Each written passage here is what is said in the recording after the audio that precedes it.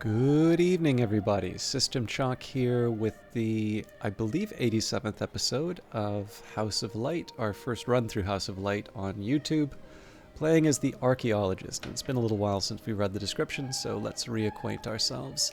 I'm the librarian of Hush House, and this journal will record what arose from my crime and my curse. The archaeologist's dearest wish when they came to the house was to record a history where their crime could be forgiven or redefined. But you can complete the game by recording any history. You might wish to begin your studies with the Skolakosophy wisdom.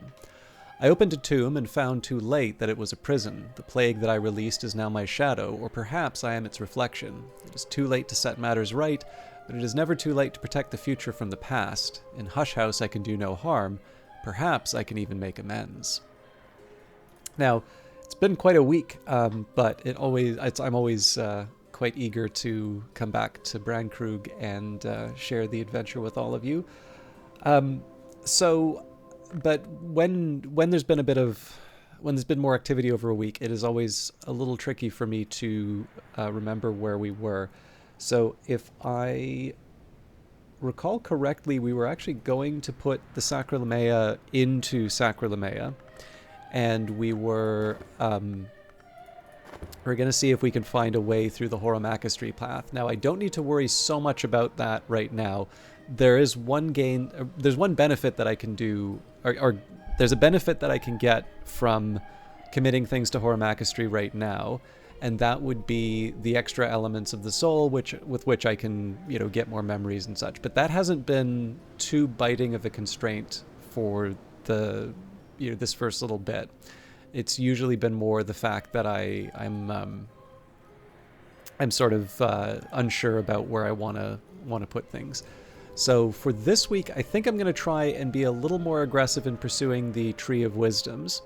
The other thing that I'll note is we are currently in spring, which means that we can hire a miner at the Sweet Bones, and that should be relevant to potentially the Room of Rusts, although we can get Denzel for free, so I'd be a little more reluctant to try that. It's also worth remembering that unlike Scale, which I can only improve with health, and so get one more point of the aspect, I have something like Metal, which I can give to Denzel, and as a result gain 2 forge out of that.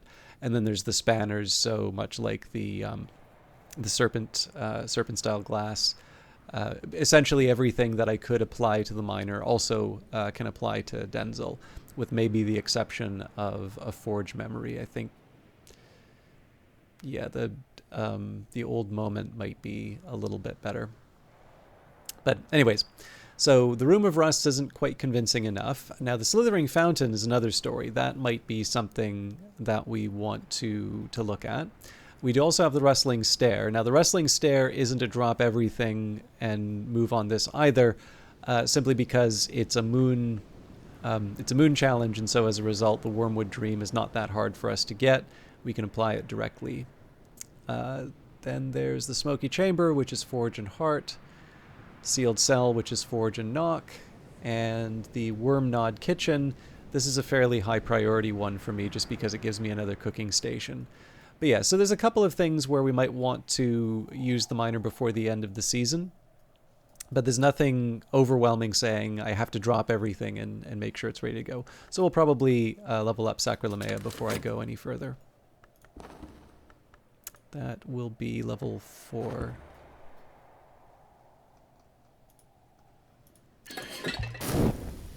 Iotic Essence with Keeper level Forge. Iotic Essence is the precursor to the great ink called Orpiment Exultant.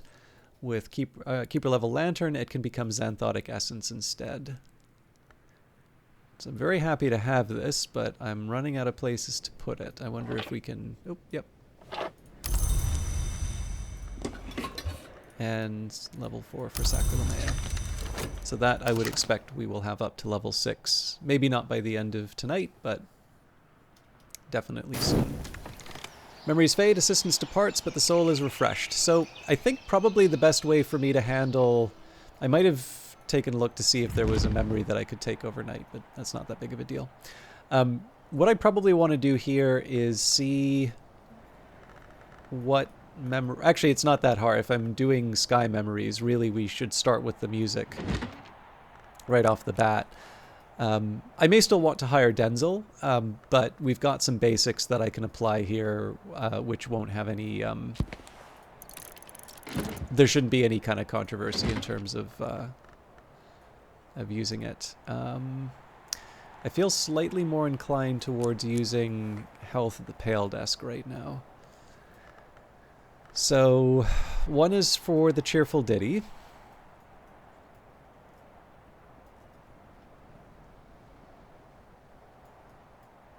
I think we only have one beguiling melody. Yeah, so that's 2 of the 4. So, this is a bit of a tricky one because I know that the solace and the storm are things that potentially Denzel can generate, but I think it would be better for me to pursue a I think it would be better to pursue the levels like right away without kind of asking, will it work, will it not? So yeah, we'll do the solace and the storm and then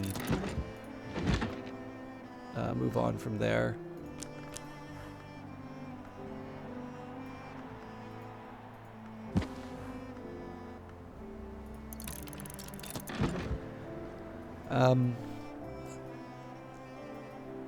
I also think regardless of what happens, we'll probably bring in Denzel, but maybe what I'll do here is I'll see if I can get Denzel to open up one of the forge rooms.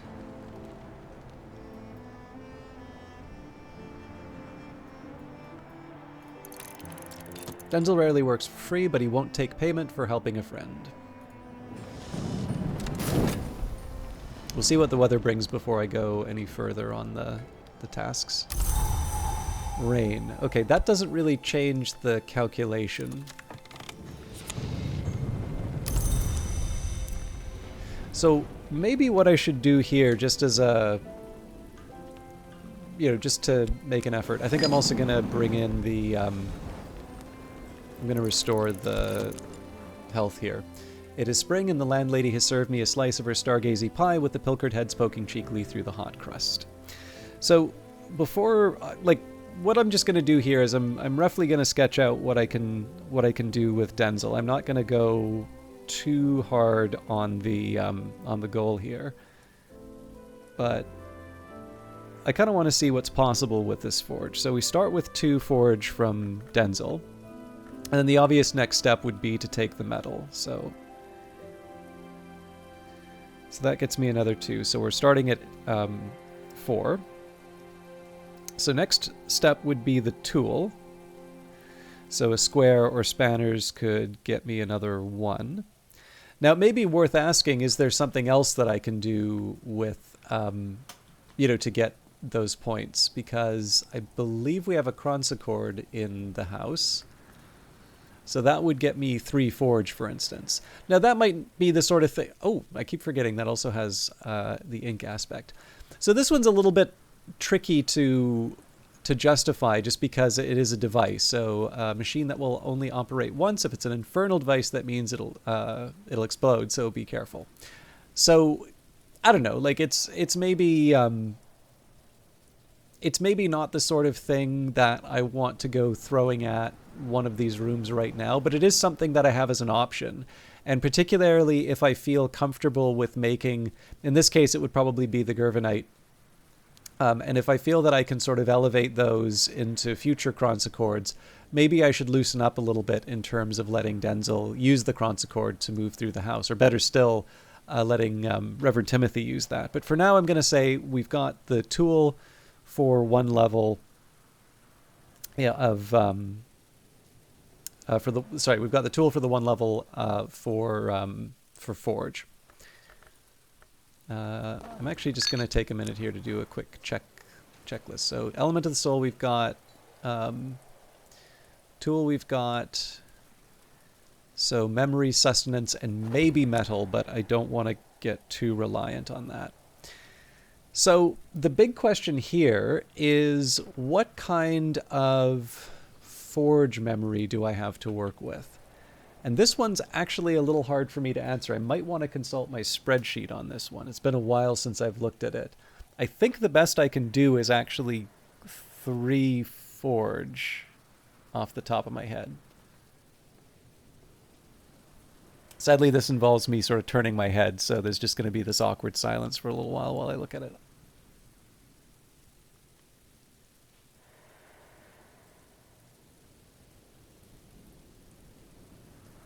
My notes aren't perfect. So the notes that I originally had were from the beta. So there were some changes that were made to the game. And then I didn't, like, kind of had my subset of skills that I wanted to use that were at higher levels, so I didn't fill out the whole thing either. But this will at least give me sort of a broad idea of what I can pull off.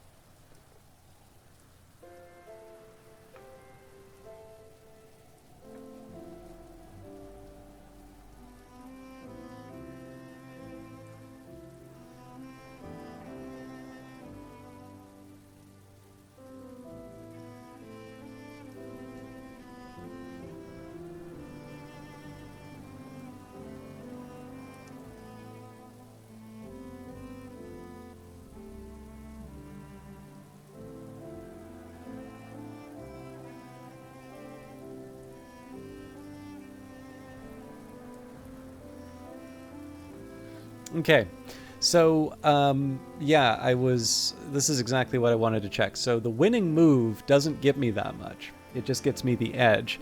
It's the invincible audacity that pushes this to something higher, and that the highest that I can get out of that is 3 forge. So let's just work with that as a baseline. Let's say, what can we do with that? So let's imagine here we got the invincible audacity. That takes us up to 8. So from that, it would be 2 forge and then 1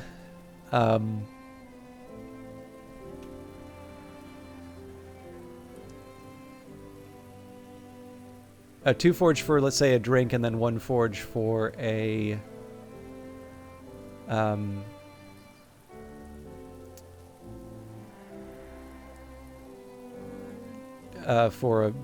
food. I think Honey Scar Jasmine Tea would cover me for the 2 forge. I hope it does.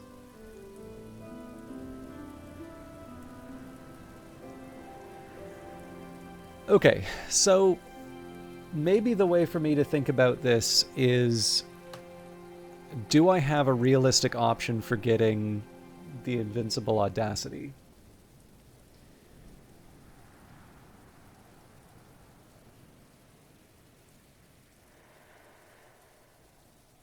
And to be honest, I think the answer to that is no, because I don't think Edict's Marshal gets me that.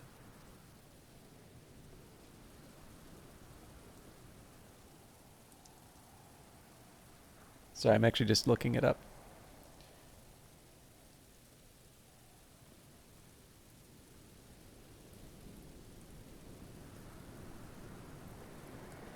Well, technically I didn't look up all the keeper level recipes for this one. But I suppose the question would be, well, it's not unreasonable. So maybe the better question here would be, theoretically, if I wanted to try to get the winning move, which theoretically would be the requirement for invincible audacity, what would be my path for that? Because I would need 10. So if I take something like the Practic Garden Dummy, I mean, maybe Disciplines of the Scar just for the sake of the argument. So I mean, I could throw another metal at it, but we're limited to memories now, so Wormwood Drill. Well, this at least lets me play around with the basics. Okay, so Disciplines of the Scar gives me Perinculate, which is nice. That will be good to remember, but it doesn't get me the thing that I really need right now. Yeah, so, okay. This is actually maybe good for me to remember that I have the, I have easier access to Perinculate than I thought. Now, libidic tincture is something that I should have.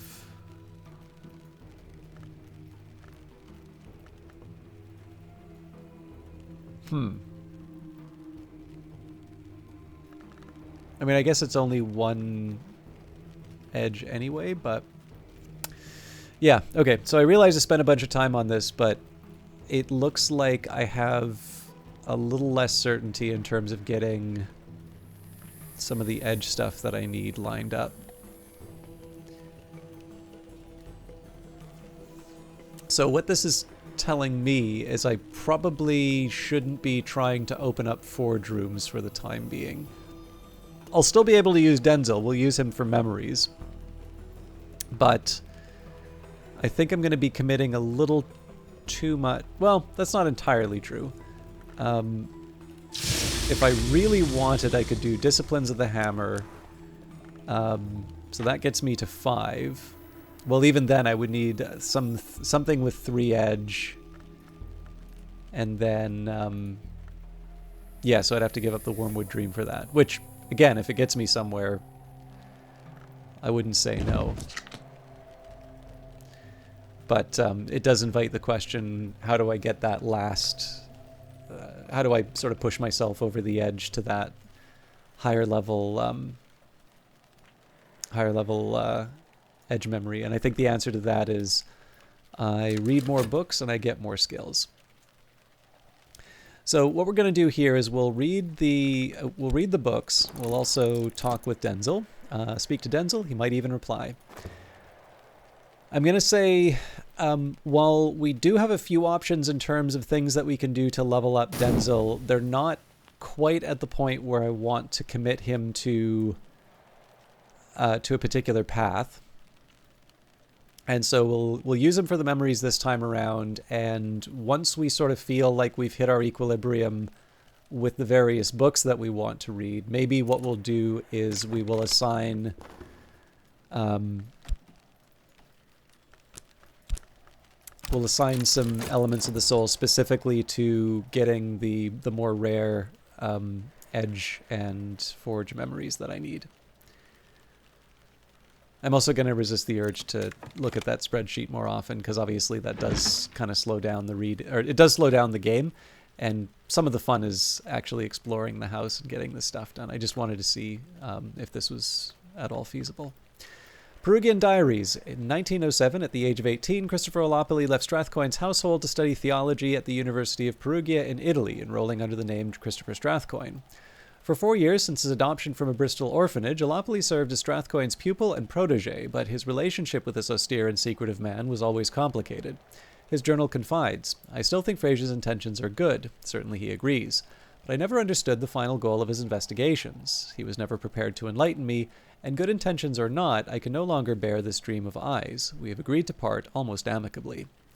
Olopoli left Perugia in 1909 without completing his degree. He had long lost interest in his studies, and the latter half of his journal is concerned with his studies of Umbrian folk songs and notes towards his own compositions, which are of widely varying quality. One of the better ones, In the Marshes of Night, suggests he visited the site of the old Lake Fucinus near Ortuccio. In The Intimations of Skin, fiendishly complex, weirdly distorted illustrations of Congress and anatomy by the haunted visionary painter Niels Frederick Malsker. Malsker illuminates the evolutions of the names of the Grail with unfortunate clarity. It seems that a lovely who consumes an ivory becomes an ivory, a lovely who consumes a thirstly becomes a thirstly, a lovely who consumes a name of another hour might take its place. In the penultimate illustration, a lovely grapples with a fungoid knot that can only be a name of the crown growth. The lovely's mouth and other portals gape wide, and the growth name is already partially engulfed, but it seems that Malsker couldn't bring himself to illustrate the result, and the final illustration is only a scrawled, bloated obscurity.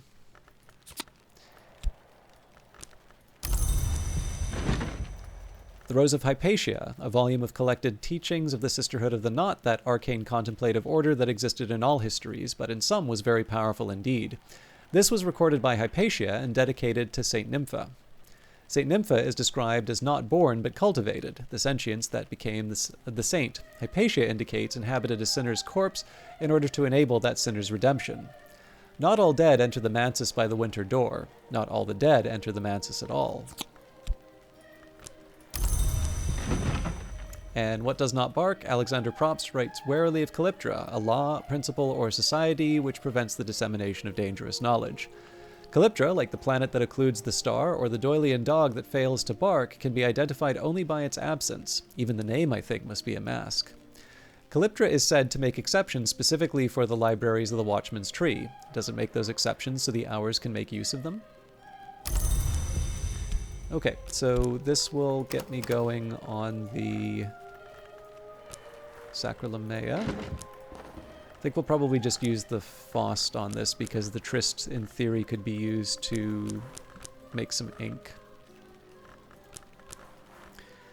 So satisfying to have come so far.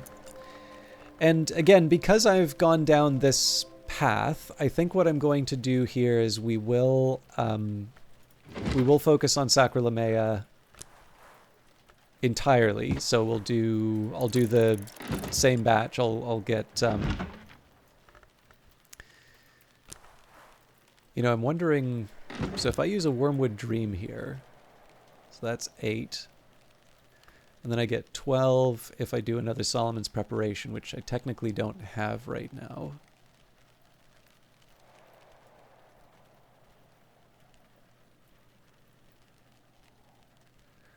But if I did Blue Crown, which I think we have one here. Okay, so 2, 8, 10.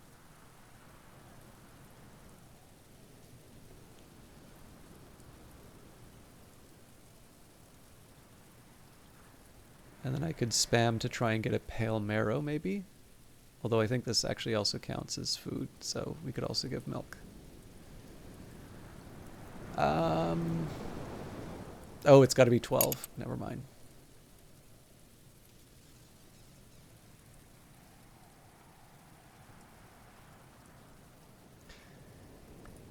If it was Mr. Kill, we could use the U-blank, but because I don't have it, I think we'll keep with what we currently have. But yes, so we'll continue to read we'll read the relevant texts. I don't need to, I'll obviously try to avoid repetition, but in this case we only have one Beguiling Melody text. I might hang on to my, well, no, we can still use the core though.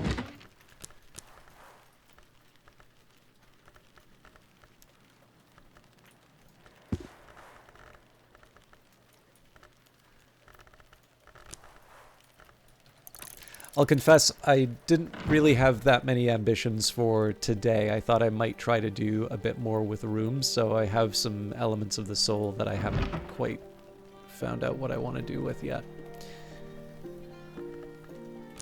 We'll make it work. I'm probably a little too willing to give up my core in this case.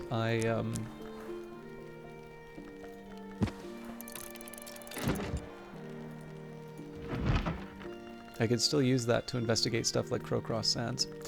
And I think in this case here, I should be willing to get an impulse.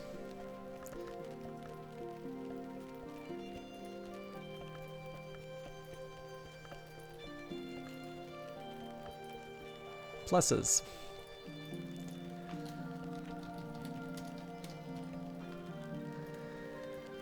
Okay, let's do... We'll do on Thursley's Ivories and Lovelies. Feels appropriate after Intermations of Skin. So that should cover us for Sacralamea.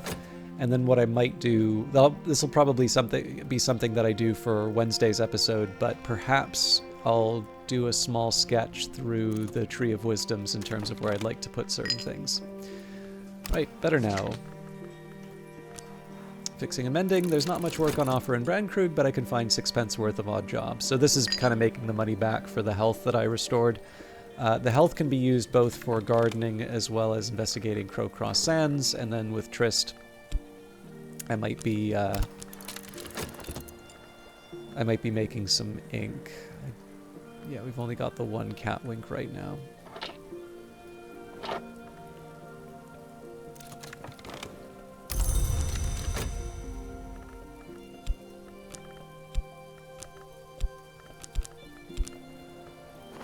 There is also the option of reading some of these other texts here, but I do need to figure out what I want to do with Great Signs and Great Scars and Path and Pilgrim.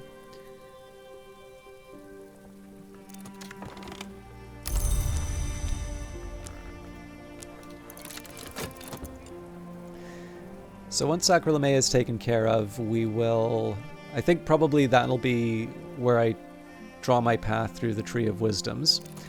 And then I should probably do a little bit more reading off of what I find there, but I think probably our next I'll try and work out a game plan. Part of this is just I'm looking for an excuse to consolidate all these different books into the same part of the library. The Instruments of the Heart. Sister Isabel, then precentress of the Abbey Church of St. Brendan's, engages in dialogues with a heart-long of a kind called Duendrazon that has taken partial possession of her body. The Duendrazon, like all of its kind, usually dwells in the Mansus, but can enter the physical world by manifesting as music and take possession of a willing or semi-willing mortal who hears and loves that music, like Isabella. Isabella records her dreams of the High Mansus, where she is accorded the Duendrazon status and titles. In return, the Duendrazon enjoys what it calls Sejura, a welcome oblivion. Our mostly blessing is that we may never cease, except in Sejure. There is something more that Isabella refers to as the Sejura Magna, but she laments that her Duendrazon will not tell her exactly what that might be. On Thursley's Ivories and Lovelies, Fiona Ayrshire recounts her visits in dreams to the Red Church in the Mansus and her conversations with the names of the Grail. An hour, Ayrshire explains, may usually only have 7 names, but since the Thursley's Ivories and Lovelies, who usually comprise the Red Grail's names, are constantly attempting to devour one another and the names of other hours, that number fluctuates. Lovelies, the freshest of the Grail's names, usually adopt the characteristics of whatever they devour, be it an Ivory, a Thursley, or occasionally an entirely different kind of name. A practical application of the principle is described. The arts of resurgences and emergences, in the presence of a sufficiently potent Grail aspect, can be used to feed a pale Mommet to its successor doll, creating something notably more avid. So that one's a little less likely for us to use just because our resurgences and emergences isn't that high, but we'll see. Apollo and Marsyas, the libretto of a lost opera concerning the contest between Apollo and Marsyas and its tragic outcome. The librettist is identified only by their initials. In the original myth, Marsyas lost the musical contest and was flayed by Apollo, who later regretted it. In this version, Marsyas' skin has a further history. The skin of Marsyas gives oracles and is later smuggled to Phrygia, where the priestesses of Cybele use it for a drum. At the climax, the striking of the drum drives would-be violators of the priestesses to suicidal madness. The opera ends with a wistful hymn from the youngest priestess on the beauty of mountain pines. We just read Intimations of Skill. Well, you know, I probably should have read that again because we did read the Ayrshire work. And the Geminiad Volume 1, a fragile manuscript illuminated with twin shapes of sad and luminous beauty and with all the phases of the moon. It might be as old as the 7th century, but the language Fusine is much older. The cover is tooled goatskin decorated with garnet. These pages outline the nature and the doctrines of an hour that weaves together the willing, an hour that is sought beneath the moon and at the water's edge, the sister and witch. The language is willful, naughty, poetic. It will take some untangling. The first volume of the Geminiad reminds us that the sister and witch has been known to manifest as the witch and sister, and that this face is always hungry while the other face may heal.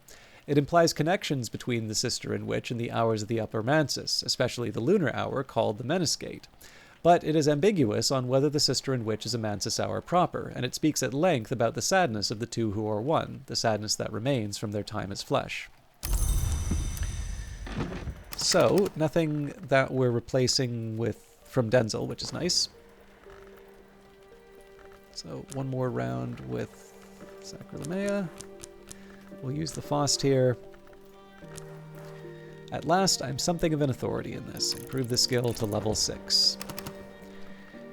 And we're pretty much at time now, so I think probably what I'll do instead of worrying about the mapping through the Tree of Wisdoms, we'll save that for tomorrow, or well, the next stream, so that will be Wednesday's episode.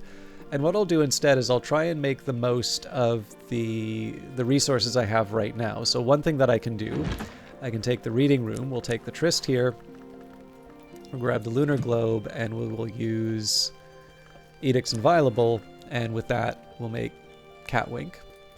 We'll make another one as well with our tryst here. We can use the Fet to go to the moor. So I'll use that right now.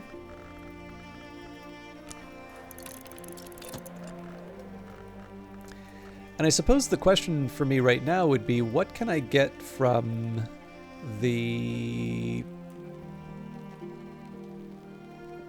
gardening? So moth orchids.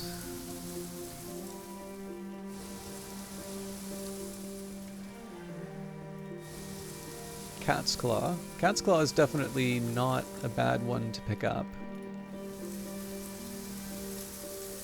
Well, it is actually probably a bad one to pick up, but you know what I mean. Okay, yeah, let's... I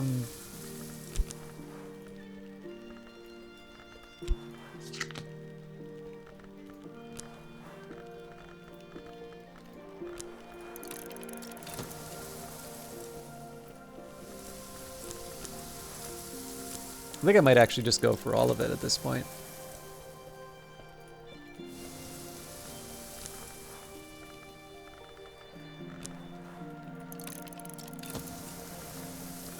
So the metal we don't have as easy of an answer for in terms of what we're going to use it for. I don't have a room in which I can use it to create things yet.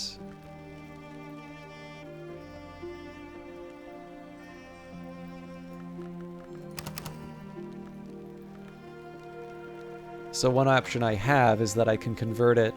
So what I'm doing right now is I'm applying the shaft, and then I'll normally restore that. But what I could do here is I could apply the metal to fixing and mending, and then restore something like a whist and try and use that to make, say, Solomon's Preparation.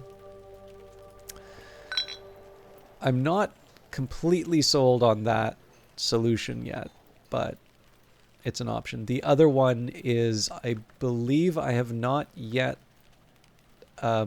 brewed the Veiled Goddess Lapsang Suchong. So I could use the metal for that. I don't know though. I feel like there are a few other things that we can do with the elements of the soul, even if we don't try to open up a room. There's a couple of other things that I think we may want to try and do, particularly along the lines of working with the Orpiment Exultant. For instance, if I'm able to invite Hokabal to Posend, we may be able to get to some sort of resolution with the first further story that we had. So, you know, or at the very least, I may want to say, okay, well, let's try and make more Iotic Essence because we know we're going to want to make more OE. So there's that option as well. But all of that is something that we can handle in a future episode. So sorry that this one was a little bit more sort of setting the table, as it were. In the future episodes, I think what we'll be doing, I do want to spend some quality time with the Tree of Wisdoms, and that's going to be mostly focused on finding out which of these books are the most sensible for me to read. And part of that is actually going to be finding out, okay, you know, I really need, say, the 12 Nectar from the Kukurbit Prisoner records, so what's the best way for me to level up Stone Stories, that sort of stuff. So that will definitely be, there'll be a little bit of a journey that I go on for that. And then hopefully by the end of the week, we will have finished Spring, which means we can do another salon, although I haven't actually worked out who the guests are yet. So what we may do is we may actually write the invitations for that after Spring, just because I imagine we'll make some decisions based on who stops by and who we help out. But again, all of that is something that we can take care of in a future episode. Thank you very much for watching, and we'll see you in the next one. Take care.